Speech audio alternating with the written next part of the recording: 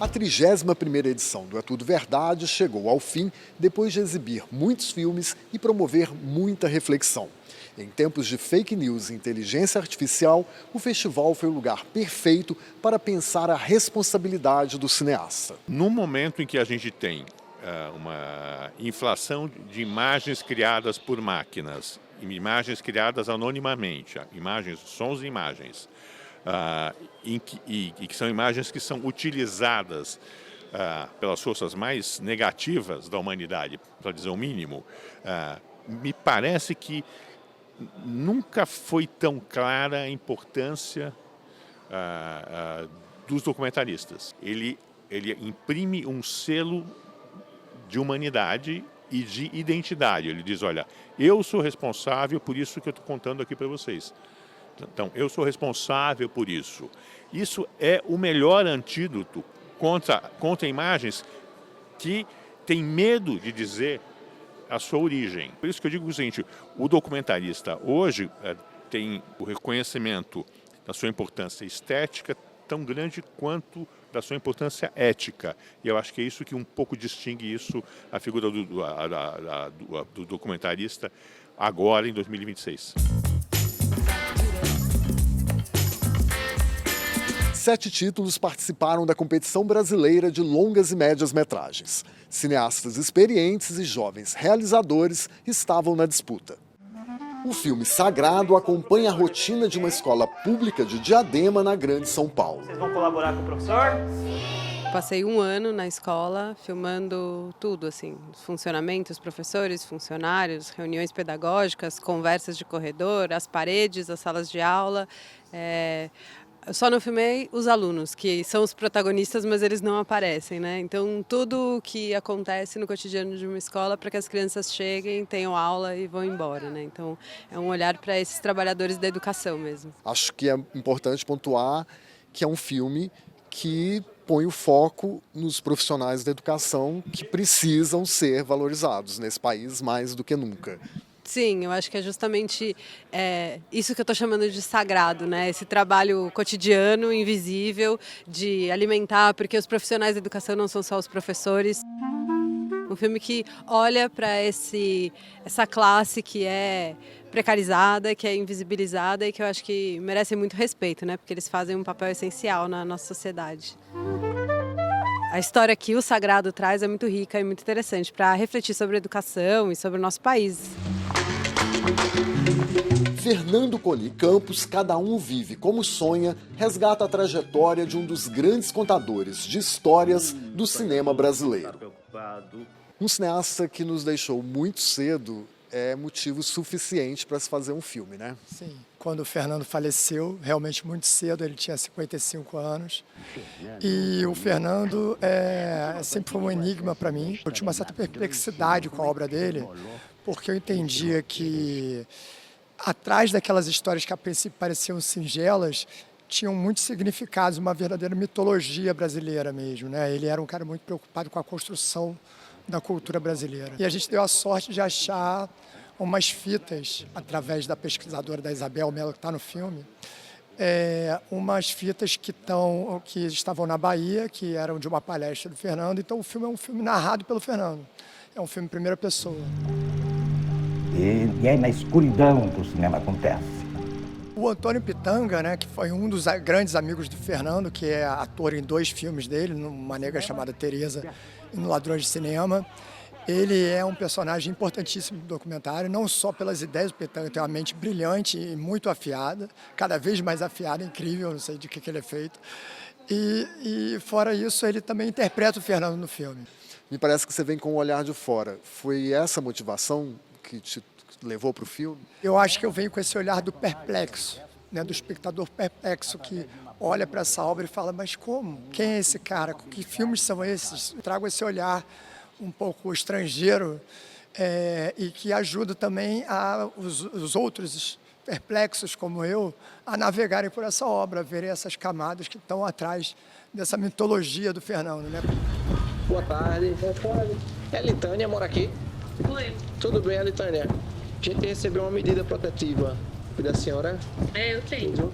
O combate à violência contra as mulheres em Maceió é o tema do filme Patrulha Maria da Penha. Por que Maceió? Por que um homem contando essa história? Maceió, porque na época em que a gente filmou, em que a gente teve condições de filmar, isso é um projeto que vem de antes da pandemia. Então, quando de fato a gente teve essas condições, essa grande referência era a Patrulha Maria da Penha de Maceió, que em todos os seus anos, desde a criação, nunca perdeu nenhuma mulher para o feminicídio. E a intenção de fazer esse filme era de mostrar uma discussão, de tematizar o feminicídio, apontando para uma iniciativa positiva no sentido de eficácia a esse tipo de combate. E aí a questão de por que eu, enquanto homem, eu ouvi essa pergunta muitas vezes e me fiz essa pergunta muitas vezes.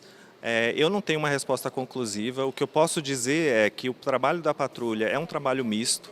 É um trabalho não só desenvolvido por mulheres, ainda que o nosso olhar seja dirigido principalmente para as policiais mulheres. E eu tentei ao máximo manter uma equipe feminina muito mais presente do que eu. Então, eu tenho segurança de que a diretora de fotografia e a técnica de som, elas estiveram mais presentes no set do que eu. A minha figura não poderia ser tão significativa. Foi esse o meu cuidado. Você acha que a gente está vivendo uma epidemia de feminicídio?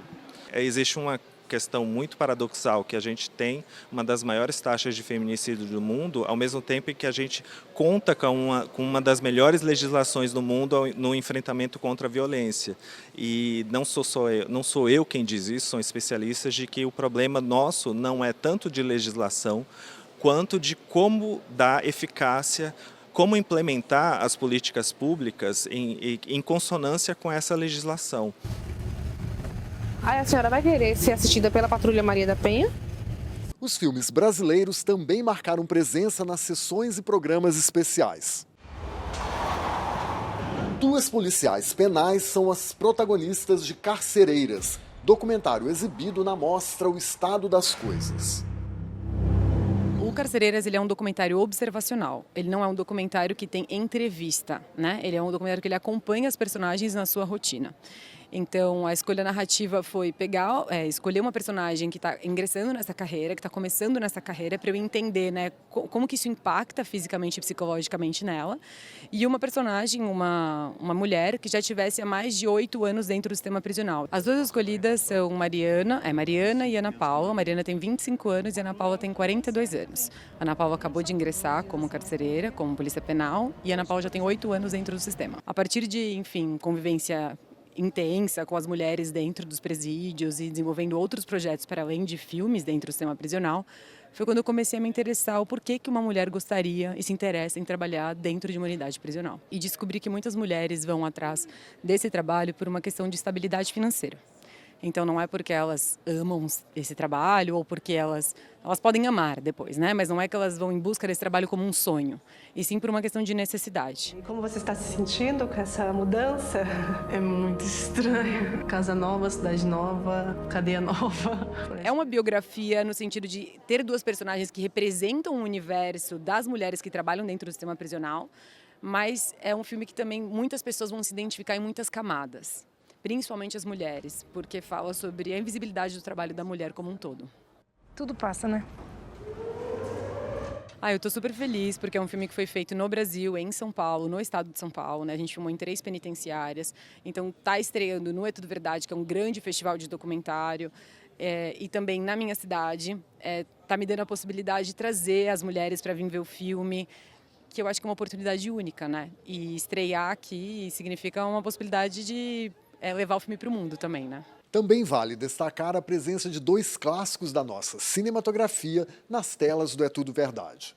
Wilsinho Galileia, filme que investiga a vida de um assaltante morto pela polícia aos 18 anos de idade, e O Caldeirão da Santa Cruz do Deserto, documentário que recupera o massacre sofrido pela comunidade liderada pelo beato José Lourenço no sertão do Ceará. No Ceará, a polícia agira duramente contra os comunistas.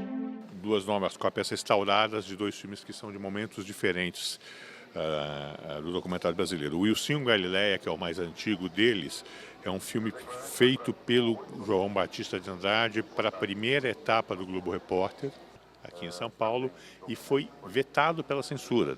Isso foi fundamental para encerrar aquela experiência do Globo Repórter sendo feito com independência por cineastas.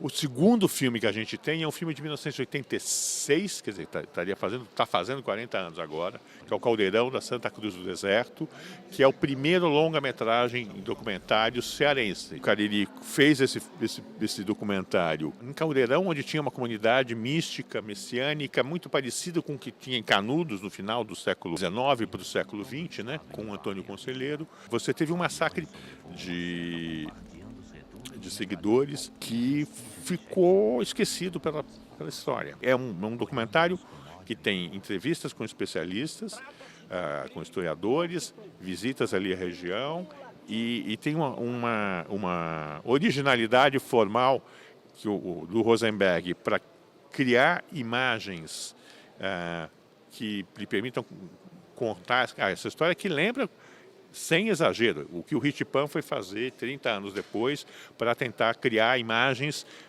dos massacres do Camboja.